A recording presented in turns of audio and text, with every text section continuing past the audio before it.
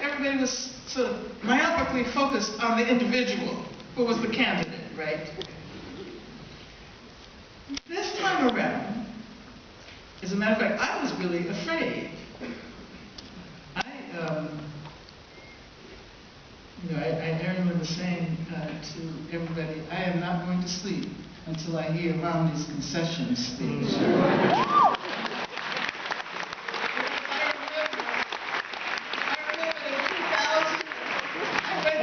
And Gore was the president.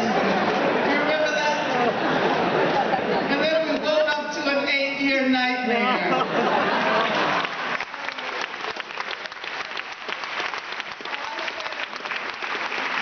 And of course, Romney hadn't even written his concession speech. He had only written the victory speech. So it took a while. But what we learned was that people, young people, black people, Latinos, people did not allow the voter suppression measures to turn them away. People waited for 5 and 6 and 7 hours. They waited in line for 7 hours.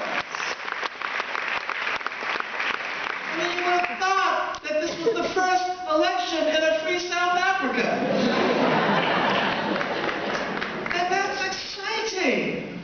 And let's not forget that. That tells us something about our country and what we are capable of achieving. Now, they were talking about the gender gap. And it's true, many more women voted for Obama than men.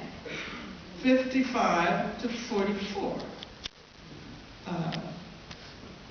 But among black women, 96% of black women voted for Obama, compared to 87% of black men. I always knew there were more men who were conservative. 76% of Latina women compared to 65% of Latino men. But as I was saying earlier, what do we do about the fact that the majority of white men voted for Romney? That is scary. It's really scary. It tells us something about the persistence of racism, too. But at the same time, we learn that white men no longer have exclusive control over the national agenda.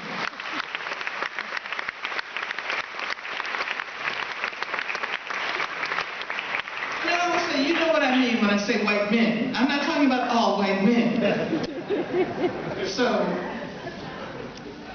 if you're a white man, you don't necessarily have to identify into that collective white men.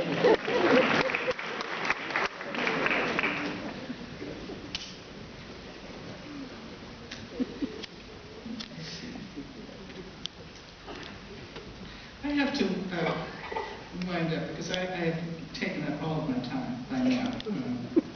And I wanted to reiterate a couple of things that I said earlier about immigrant rights and the campaign around immigrant rights. Now, first of all, let me just say that, and this is a major critique of Obama, and I have a lot of critiques of Obama, a lot, because I think Guantanamo Bay should have been shut down. We should not have gone to Afghanistan. But at the same time, I try to use a feminist approach that allows me to work the contradiction so that I can be supportive of Obama and I can also be extremely critical of him at the very same time.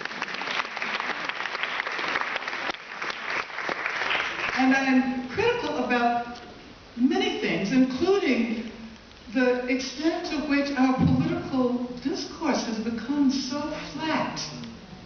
And we can't even talk about working class people anymore. I mean, when did everybody become middle class? When did everybody become middle class? It's always about the middle class, right? And even those of us who might objectively be middle class, we can still identify with the working class.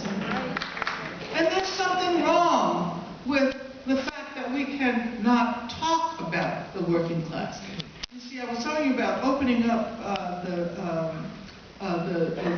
the discursive terrain to be able to talk about capitalism. This means we have to reintroduce the working class into our discourses. Poor people. I mean, if you can't talk about the working class, how can you talk about poor people? How can you talk about unemployed people? How can you talk about all of the people who become a part of surplus populations created by global capitalism and the processes of deindustrialization that first began to happen in the 1980s? And so we also have to talk about immigrant rights, because immigrant rights are very much linked to that process of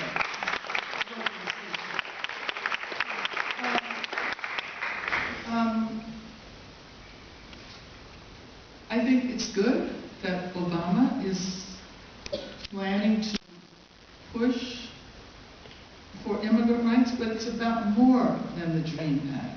The DREAM Act is important, but it's just a little drop in the bucket. It's hardly a beginning step. And let me say, although also for those who are opposed to the DREAM Act, because it provides pathways to citizenship for people who are in the military. Again, you can be opposed to the military and at the same time support the DREAM Act.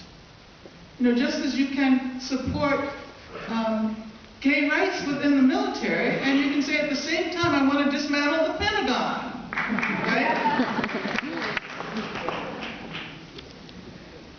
And also the activism around LGBT issues. And again, not only around marriage equality. I don't know why everything begins to focus on marriage equality. Maybe that marriage equality is important as a civil rights issue, but we need to go further than simply applying heteronormative standards.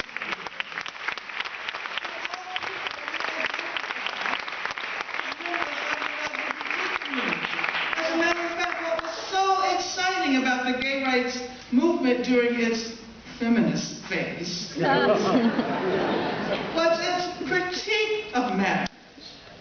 Especially since the institution of marriage was used in an ideologically oppressive way against black people during slavery. And then later, when, you remember when Bush argued that what people need is to get married? Poor black people, all they need to do is get married? And suddenly all of their problems are going to... When I say critique of marriage, I'm not talking about a critique of relations of intimacy and emotional connections and the ties that we feel with people with whom we would like to spend our lives. That's not what I'm talking about. I'm talking about the institution as a capitalist institution that's primarily designed to guarantee the distribution of property. We should also, in our activism, incorporate strategies to minimize Islamophobia and xenophobia.